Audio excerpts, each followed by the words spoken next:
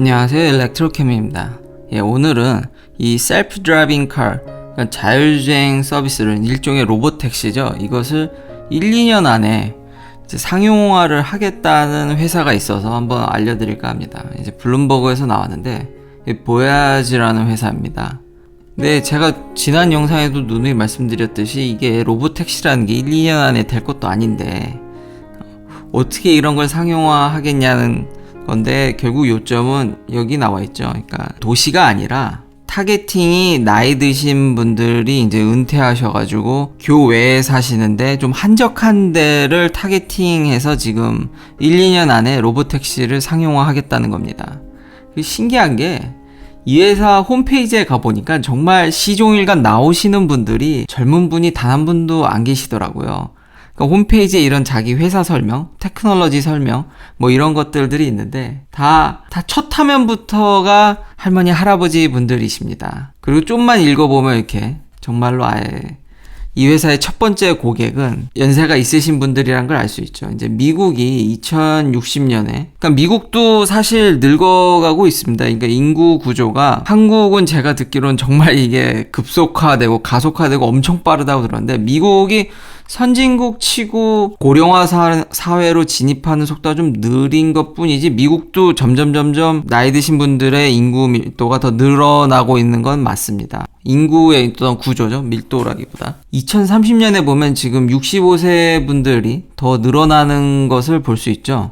여기 보면 더 퍼플 부분이 더 늘어났고, 그러니까 이것으로 봤을 때 점점 늘어나고 있지만 워낙 미국은 또 이민자들을 많이 받는 나라니까요. 이게 미국이 제가 보기에 아무래도 좀 여전히 인종차별적인 면이나 그런 면들이 남아있긴 하지만 요즘 유럽이나 이런 나라들 보면은 정말 난민이라든지 이런 것들을 막 반대하는 시위라든지 이런 게 거세지 않습니까? 그러니까 그런 것들을 고려했을 때 뭐 그런 인종차별적 면이 없다라는 게 말씀드리는 게 아니라 그래도 선진국 치고는 좀 이민자를 받아서 어느 정도 이 인구 구조를 잘 유지해 가는 게 아닌가. 그리고 이걸 찾다가 신기했던 점은 뭐 저도 익히 들어서는 알고 있었는데 이미 그러니까 미국이란 나라가 백인 위주 사회에서 좀 탈피하고 있습니다. 그러니까 아무래도 백인 분들은 잘 애를 안 낳으시는 것 같죠. 더 많이. 그래서 이미 그 백인의 머저리티, 백인 다수가 이제 깨진 주들이 꽤 많고요. 여기 보면 캘리포니아 같은 경우는 미국에서 제일 큰 주인데 이미 깨졌죠. 그리고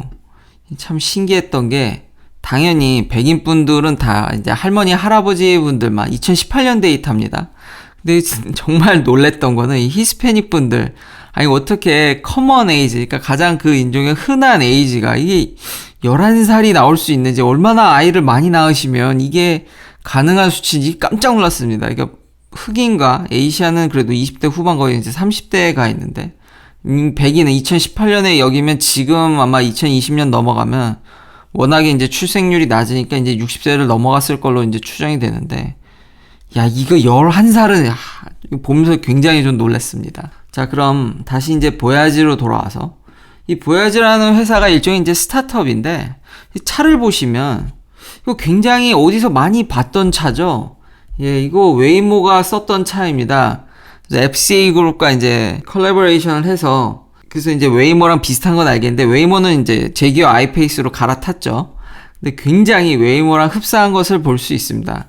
그래서 이 블룸버그의 인터뷰를 보면은 꽤 날카롭습니다. 그러니까 어떤 부분이 날카롭냐면 이미 이렇게 웨이모라든지 이런 기존의 회사가 있는데 당신들 회사는 뭐가 낫냐라든지 기술적으로 정말 1, 2년 안에 할 수 있는지, 아니면 돈을 어떻게 벌 것인지, 그리고 제일 큰 질문은 이런 기존 회사 대비해서 기술력이 이렇게 뛰어난 것 같지도 않고 이런데 어떻게 할 것인지에 대한 질문에 대해서 굉장히 그래도 잘 답변을 하는 이런 기사 내용을 보면서 저도 많이 이렇게 한 수 배웠습니다. 확실히 이렇게 골이 그렇게 높지 않고, 그러니까 밸류에이션을 그런 기존의 이런 로봇 택시를 하겠다는 회사들에 비해서 밸류에이션을 크게 받을 생각은 없으나, 일단 그런 아까 처음에 말씀드린 대로 그런 은퇴자 타운에 대해서 이제 로봇 택시를 실행하겠다는 것과 이제 속도를 느리게 하겠다는 점, 또 응급시에는 리모트 컨트롤, 그러니까 무선으로 차를 조정해서 어느 정도 이제 해결을 하려는 모습도 보입니다. 거기다가 코비드를 대비해서 이 안에 UV 라이트도 장착해서 이런 점들은 좀 신기했습니다. 그러니까 소독을 하는 거죠, 일종의.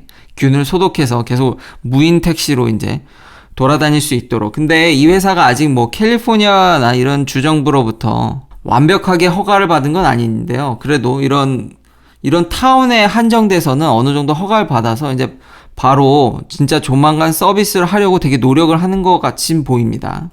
근데 여기서 한 가지 좀 조심해야 될 것들이 뭐냐면요. 여전히 저는 좀 그래도 로보택시에 대해서 이런 제한적인 조건에선 그래도 이제 확률은 올라가지만 약간은 여전히 부정적인 면이 있죠. 이게 워낙 쉬운 기술이 아니니까요. 그래도 이 방향이 맞고 이런 생각을 했었거든요. 나이 드신 분들이 그러니까 무인 택시를 이용하지 못할지라도 기술적 도움을 받으면은 운전을 많이 좀 그러니까 나이가 들어서도 할 수 있지 않을까. 요즘 많이 나이 드신 분들이 사고율이 높은데 이런 것들이 좀 기술적으로 도움이 돼서 무인 택시는 아니더라도 이제 장거리를 간다든지 여전히 젊을 때만큼 아니더라도 어느 정도는 운전을 도움해주는 쪽으로 기술이 발전돼서 자율주행이 좀 도움을 주지 않을까라는 생각을 했었는데요. 이렇게 기사를 찾아보면 일본 같은 데는 워낙 이제 고령화 사회다 보니까 이런 세미 오토노머스 비에이클이 이렇게 관광지라든지 이런 데서 이렇게 보시면 나이 드신 분들이 이제 운전을 하는 거를 이런 기술들이 도움을 주는 형태라든지 방향으로는 의미가 있기 때문에 이런 시도가 나쁘지 않다라는 생각도 했는데요. 또 찾아보니까 이런 기사도 있더라고요. 자율주행 차가 나이 드신 분들을 도와주지 않는다라는 겁니다. 그러니까 완벽하게 레벨 5로 가지 않으면은 보조 수단으로는 진짜 위험할 수 있다라는 게 나이 드신 분들의 대부분의 사고가 전방 주시를 잘 안 해서랍니다. 그리고 위급 시에 이제 운전대를 테이크 오버 해야 되는 거죠. 그러니까 빨리 반응해서 지금 급박한 상황이면 빨리 자기가 컨트롤을 가져와야 되는데 그 반응이 느리답니다. 그래서 완벽하게 레벨 5가 안 되면은 할머니 할아버지들의 그 운전을 도와주는데 큰 의미가 없다라는 기사 내용도 있습니다. 여튼 이 회사가 그래도 이렇게 지금 계획하고 있는 면이 그렇게 그래도 허무맹랑한 것 같지는 않습니다. 또 기술적으로도 이 회사가 홈페이지에 가니까 굉장히 이 블로그나 이런 것도 웨이모를 굉장히 따라했다는 뉘앙스가 너무 많지만 그래도 내용을 읽어보면은 그 자율주행에 있어서 빅데이터가 중요하지만 그냥 빅데이터가 중요하지 않다. 그 태깅이라든지 이런 잘 정제된 데이터가 의미 있다라는 내용도 많이 실어져 있는 거 봐서는 현실을 굉장히 잘 인식하는 것 같고 제가 이 기사에 그래도 관심이 있었던 이유는 자율주행 차들이 이제 돌아다니기 시작할 것 같다라는 느낌이 있는 거죠. 제한적이나마 이제 우리 일상에서 운전자가 없는 차들을 조만간 그래도 조금이나마 볼 수 있지 않을까라는 생각이 들어서 이 기사를 이제 다루게 됐고요. 실제 이제 대형 경쟁사들은 그나마 이제 스타트업에서 좀 이제 커진 즉스라든지 이런 회사들이 있죠. 이게 아마존이 인수를 했는데 이 캘리포니아 내에서 이제 네 번째로 이제 무인 자동차 허가를 받았습니다. 그래서 요 전까지는 세이프티 드라이버가 꼭 차 안에 타고 있어야 됐지만 즉스도 이제는 샌프란시스코 도시 내에서 운전자 없이 이제 테스트에 돌입하게 됩니다. 일부 지역에서요. 이미 뭐 웨이모라든지 뭐 크루즈 퍼밋이 있어서 테스트를 하고 있었고요. 이제 즉스마저도 이제 무인으로 이제 일정 에리아에서 특히 이런 샌프란시스코라는 대도시에서 이제 테스트가 들어가기 때문에 미국 내에서 심심치 않게 좀 테스트 카를 볼 수 있지 않을까. 그럼 좀 일반인들한테 좀 이제 우리 일상의 주변에 이런 무인 자동차가 돌아다니고 좀 더 이렇게 체감할 수 있는 그런 면들이 오지 않을까라는 생각이 들었습니다. 테슬라 역시도 그렇다면은 제한적이나마 그러니까 일정 에리어에서 혹은 뭐 하이에서만이라도 할 수 있겠죠. 제한적이나마 이런 자율주행 서비스 FSD를 좀 더 높은 레벨에서 상용화할 수 있지 않을까. 그래서 최근에는 이제 벌드아이 뷰라든지 그리고 심지어 이제 파솔이라고 해서 이거 참 미국에 살면은 이게 참 골칫덩어리인데요. 이 도로의 질이 한국에 비해서 월등히 안 좋습니다. 미국 도로의 질이. 한국은 정말 인프라스트럭처가 좋은 겁니다. 로드 퀄리티가. 미국은 정말 파솔이 너무 많아가지고요.